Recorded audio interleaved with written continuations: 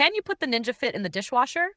Yes, but only some parts. Here's how to clean safely without damaging your fit. Step 1. Dishwasher safe parts. You can put the cup lids and blade assembly in the top rack.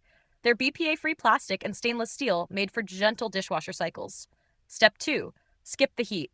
Dry hot steam and harsh detergent can dull blades or warp seals over time.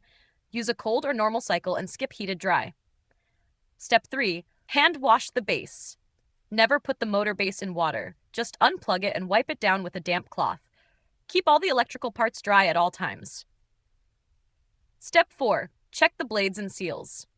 After a few washes, blades may feel dull and seals might look cracked. Those signs mean it's time to swap in a replacement blade base. I've linked the correct sized base below. If this cleared up your cleanup worries, subscribe to No Filler Fixes for more no-nonsense appliance advice. Thanks for watching, and clean safe.